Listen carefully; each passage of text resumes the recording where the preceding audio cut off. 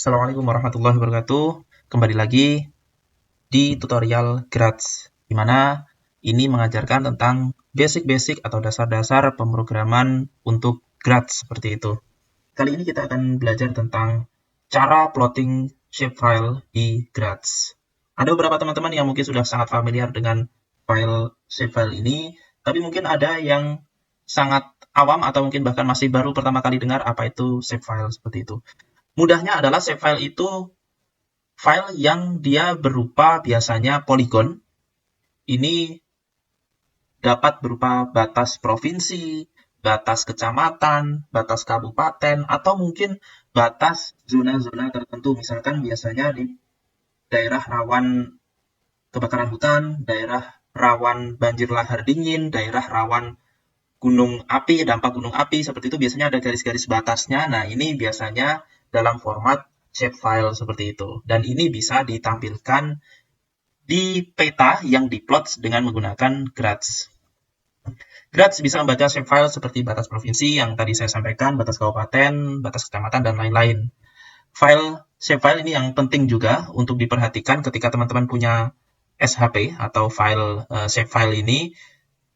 Tidak cukup hanya memiliki .shp saja, tapi file pendukung lain juga harus disertakan seperti .prj, .shx, kemudian .dbf. Ini harus ada karena nanti kalau seandainya tidak ada, dia akan bingung untuk indexing dari setiap poligon yang ada di shapefile itu gitu.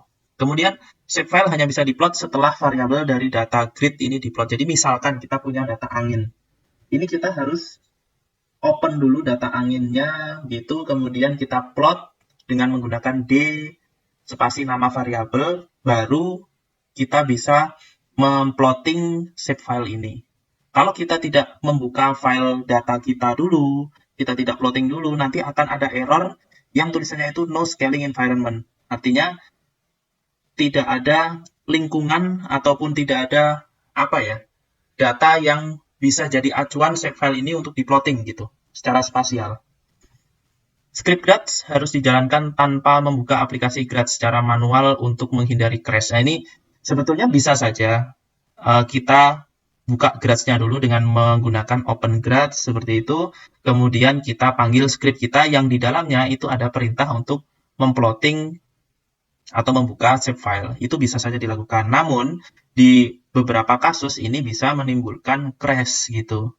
Karena keterbatasan kemampuan dari laptop atau PC yang digunakan. Sehingga untuk menghindari itu, saya sarankan untuk menjalankan skripnya itu tanpa membuka Grads secara manual. Bagaimana caranya nanti saya contohkan gitu. Sebelum itu, silahkan teman-teman download file shapefile-nya. Ini linknya sudah saya taruh di deskripsi, sehingga tinggal klik saja. Ini adalah shapefile untuk batas provinsi. Tapi update, saya kurang tahu, lupa tepatnya ini update tahun berapa. Tapi yang jelas ini masih 34 provinsi, belum 38 provinsi. Saya mau upload yang 38 tapi terlalu besar, jadi pakai ini aja ya buat contoh ya. Nah, kira-kira bagaimana cara plottingnya? Ini adalah cara plotting shapefile-nya yang sangat sederhana. Cuman pakai perintah draw shp nama filenya. Dan nama file ini teman-teman harus ingat, kalau seandainya dia tidak satu folder dengan di mana kita menjalankan command prompt tadi atau Grads-nya, atau tidak satu folder dengan script-nya, maka nama file dari shapefile-nya ini harus lengkap dengan alamat direktorinya, alamat di mana folder shapefile ini berada gitu. Oke, kita coba praktek dengan menggunakan script yang sebelumnya. Ini adalah script dari pertemuan sebelumnya, tapi saya save as atau saya copy seperti itu dengan nama yang baru, itu adalah script2.js gitu. Jadi ini sudah saya sesuaikan longitude dan latitude-nya sesuai eksplorasi di pertemuan sebelumnya. Longitude-nya ini, latitude-nya ini, seperti itu. Time-nya ini, levelnya yang eksplorasi itu 700 ya, 700. Oke. RH ini saya perbaiki juga deh. RH dan angin gitu.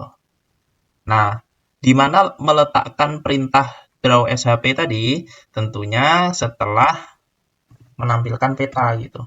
Karena kalau seandainya kita taruh sebelum menampilkan peta, dia ada dua kemungkinan, apakah error atau tertimpa plottingan dari variabel yang akan kita tampilkan. Misalnya kita taruh di sini gitu.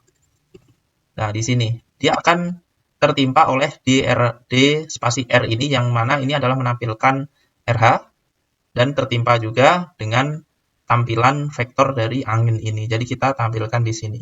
Draw SHP, nama filenya. Nah, ini nama file SHP saya letakkan di sini nih. Nah, di D project tutorial grads SHP.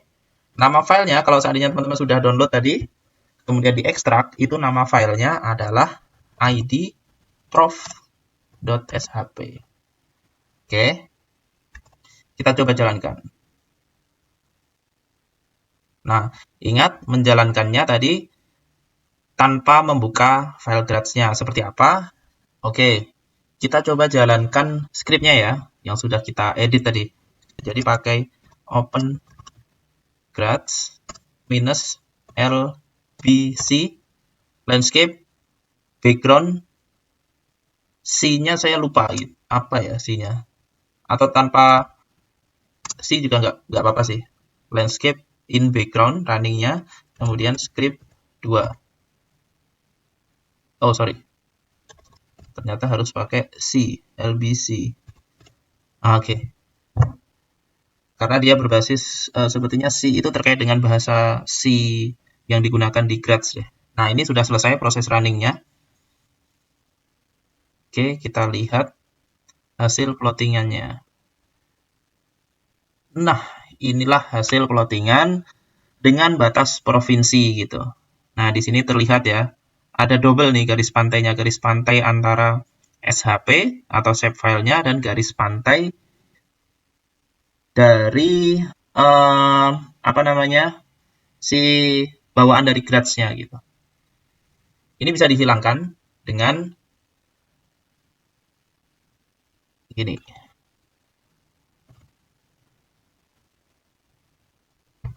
Set mp draw set mp draw kalau tidak salah off.